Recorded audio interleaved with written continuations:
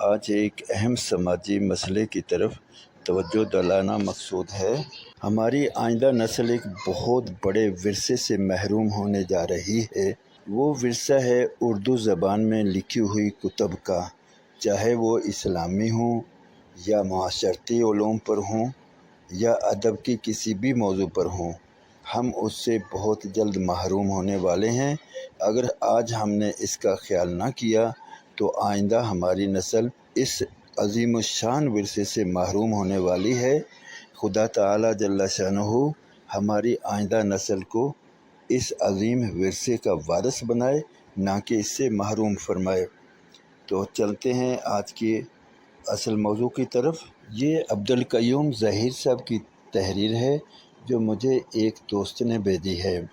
فرماتے ہیں کہ رومن اردو سے مراد اردو الفاظ کو انگریزی حروف تہجی کی مدد سے لکھنا ہے، مثلاً کتاب کو KITAAB اور دوست کو DOST لکھنا۔ اس طرز تحریر کو دشمن اردو کہا جائے تو بے جانا ہوگا۔ اگر آج ہم اس بات کو نہیں سمجھے کہ رومن اردو سے اردو رسم الخط کو کیا خطرہ لاحق ہے، تو اس کو سمجھنے کے لیے ترکوں کی مثال سمجھیں۔ سلطنت عثمانیہ کے زوال کے بعد 1928 میں سیکولر ذہنیت کے حامل کمال اتا ترک نے کئی طریقوں سے اپنی قوم کے ساتھ دشمنی کا اظہار کیا، جیسے کہ اذان پر پابندی، حج اور عمرہ کرنے کو ممنوع قرار دینا، آیا صوفیہ جیسی عظیم الشان مسجد کو میوزیم میں تبدیل کیا گیا، یہاں تک کہ ہجری کیلنڈر کی جگہ عیسوی کیلنڈر کو نافذ کیا گیا۔ کمال اتا ترک نے یہ صرف اسلام دشمنی میں نہیں بلکہ پوری قوم کو اپنے عظیم الشان ورثے سے محروم کرنے کی ایک سازش کی تھی۔ اسلام کی دشمنی میں وہ اس حد تک آگے بڑھ گیا، ترکی زبان جو عربی رسم الخط میں لکھی جاتی تھی اسے بدل کر رومن حروف میں لکھنے کا حکم دے دیا۔ جواز یہ پیش کیا کہ اس سے شرح خواندگی اوپر آئے گی، لیکن اس اقدام کا اصل مقصد آنے والی ترک نسل کو اسلامی اور ترک ادب جو کہ عربی رسم الخط میں تھیں ان سے دور کرنا تھا۔ اس بات کا واضح ثبوت ترکی کے پہلے وزیر اعظم عصمت انونو کے ان الفاظ سے ہوتا ہے جو یادداشت عصمت انونو جلد دوم صفحہ 223 پر تحریر ہیں۔ وہ تحریر کرتے ہیں، حرف انقلاب کا مقصد نئی نسل کا ماضی سے رابطہ منقطع کرنا اور ترک معاشرے پر مذہب اسلام کی چھاپ اور اثر و رسوخ کو کمزور بنانا ہے۔ یہ اسلام دشمن منصوبہ کامیاب رہا اور آنے والی نسل دیگر کتب تو دور کی بات قرآن مجید پڑھنے میں بھی دشواری کا سامنا کر رہی تھی، کیونکہ قرآن مجید بھی عربی رسم الخط میں ہے۔ نتیجے کے طور پر سلطنت عثمانیہ کے زمانے میں لکھی جانے والی بیش بہا کتب کا خزانہ تو موجود تھا، لیکن ترک ان کتابوں کو پڑھنے سے قاصر تھے۔ کسی نے ان حالات کا کیا خوب تجزیہ کیا ہے کہ ترک قوم رات کو سوئی تو پڑھی لکھی، لیکن صبح اٹھی تو ان پڑھ ہو چکی تھی، کیونکہ ان کا واسطہ ایک ایسے رسم الخط سے پڑا تھا جس سے وہ نابلد تھے۔ ترک اس حادثے کو اب تک نہیں بھولے اور اسی حوالے سے صدر رجب طیب ایردوان نے کہا تھا، دنیا میں مجھے ایسی کوئی قوم بتا دیں جو اپنی تاریخ اور تہذیب کے اصلی نسخوں ہی کو پڑھنے سے محروم ہو۔ افسوس کہ ہماری قوم بھی ہر گزرتے دن اپنے رسم الخط کو فراموش کرتی جا رہی ہے اور ہم بھی یہی غلطی دہرا رہے ہیں۔ حکومت کی جانب سے رفاہ عامہ کے لیے جاری ہونے والے پیغامات ہوں یا پھر موبائل کمپنیوں کی جانب سے موصول ہونے والے اشتہارات، اب ہر جگہ رومن اردو نے پنجے گاڑ لیے ہیں۔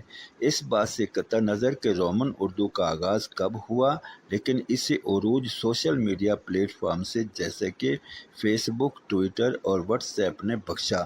ابتدائی ایام میں جب موبائل فونز میں اردو کی بورڈ میسر نہ تھا تو رومن اردو لکھنا سب کی مجبوری تھی، لیکن یہ مجبوری ہماری عادت اور سستی بن گئی، اور اب اردو کی بورڈ موجود ہونے کے باوجود ہم رومن اردو کو چھوڑنے پر راضی نہیں۔ اگر آپ کے موبائل فون میں اردو کی بورڈ میسر نہیں تو پلے اسٹور سے بآسانی ڈاؤن لوڈ کر سکتے ہیں۔ کچھ افراد کا کہنا ہے کہ اردو کی بورڈ استعمال کرتے ہوئے اردو لکھنا مشکل ہے اور وقت طلب کام ہے، تو ان کے لیے عرض ہے کہ جاپانی اور چینی اپنے رسم الخط کو ترجیح دیتے ہیں۔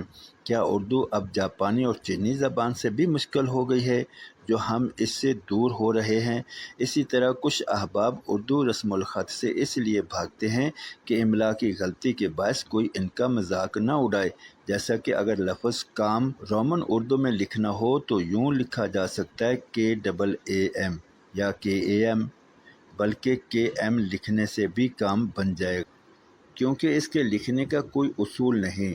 لیکن اگر اردو رسم الخط کا استعمال کرتے ہوئے کام والے کاف کے ساتھ لکھ دیا تو غلطی پکڑی جا سکتی ہے۔ اس میں گھبرانے کی کیا بات ہے؟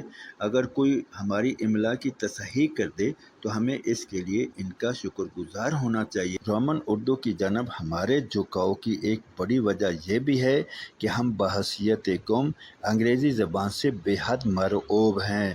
ہمیں اس بات کو سمجھنے میں دیر نہیں لگانی چاہیے کہ کسی بھی زبان کو بننے اور بگڑنے میں وقت لگتا ہے، یا پھر یوں کہا جائے کہ آنے والی نسلیں زبان کی صورت بناتے یا بگاڑتے ہیں۔